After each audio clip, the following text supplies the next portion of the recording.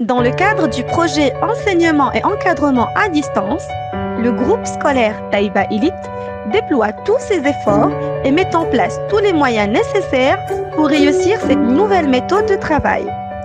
Un grand merci donc à toute l'équipe pédagogique, au staff administratif et à nos chers apprenants et leurs parents pour leur compréhension, leur engagement et surtout leur implication.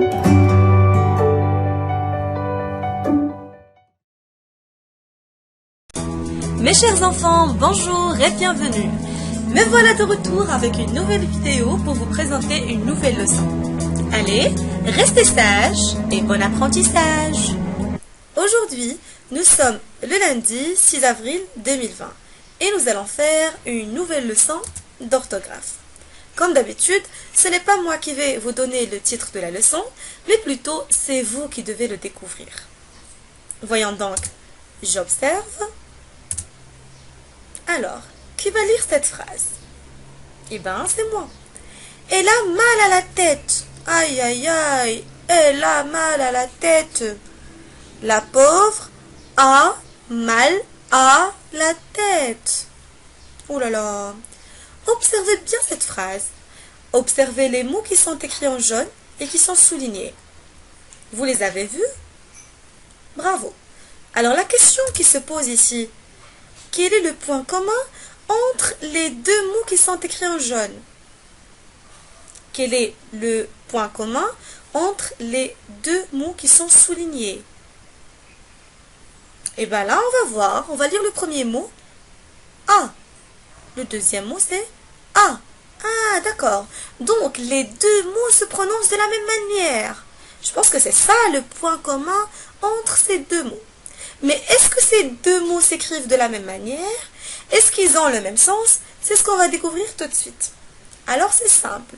Je vais vous donner une astuce pour faire la différence entre le premier mot, le A qui n'a pas d'accent, et le deuxième mot, le A avec un accent. D'accord? C'est simple. Alors, on va essayer de changer le pronom personnel sujet elle par un autre pronom personnel sujet. On prend par exemple nous. Alors, la phrase, ça va devenir nous avons mal à la tête. Nous avons mal à la tête.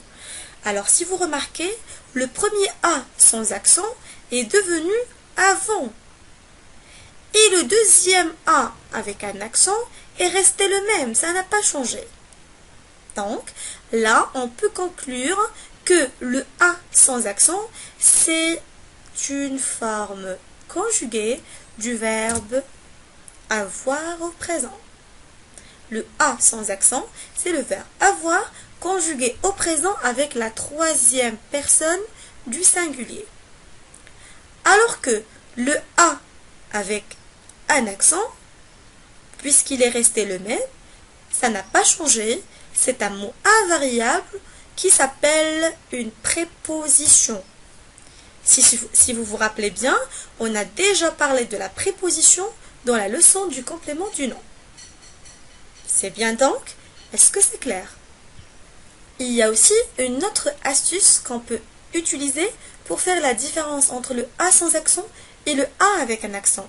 Alors, pour le A sans accent, on peut le remplacer par avait. Alors que le A accent, on ne peut pas le remplacer par avait. On va voir l'exemple. Regardez. Elle avait mal à la tête. Elle avait mal à la tête. Alors, si vous remarquez, le premier A sans accent est devenu avait. C'est-à-dire qu'on a pu remplacer A par avait. Alors que le A accent est resté le même. C'est une préposition qui ne change pas. C'est un mot invariable. Est-ce que c'est clair, mes chers enfants? Donc, je pense que c'est clair. D'ailleurs, c'est une leçon qui est très simple et qui est très facile. Et maintenant, on va voir le titre de la leçon. C'est bien le A sans accent et A avec accent. Très bien donc. Passons maintenant pour voir ce qu'on doit retenir. Je retiens. Donc, la règle de la leçon, c'est je ne dois absolument pas confondre A sans accent et A accent. Pour quelle raison? C'est simple. Parce que a sans accent, c'est le verbe avoir conjugué au présent, à la troisième personne du singulier, alors que le a accent, c'est un mot invariable et donc c'est une préposition. C'est bien. N'oubliez surtout pas que vous devez apprendre par cœur cette règle. Et maintenant, je vais voir est-ce que vous avez bien assimilé cette leçon ou pas. J'applique. On va lire la consigne ensemble. Je complète avec a ou a. A sans accent ou a avec accent. Ali a rangé ses chaussettes dans son sac. Ali a rangé. Ranger ici, si vous voyez, c'est le participe passé du verbe ranger. Et ranger, c'est un verbe du premier groupe. Et là, j'ai dit participe passé, c'est-à-dire qu'il est conjugué au passé composé. Hein?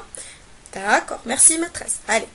Ali a rangé ses chaussettes dans son sac à dos. Son sac à dos.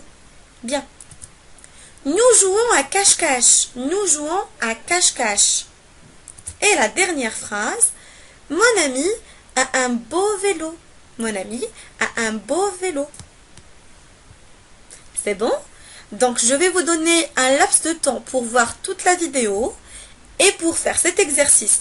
Quant à moi, j'aurai le plaisir de vous retrouver dans quelques instants dans notre classe virtuelle pour recevoir toutes vos questions et même vos remarques.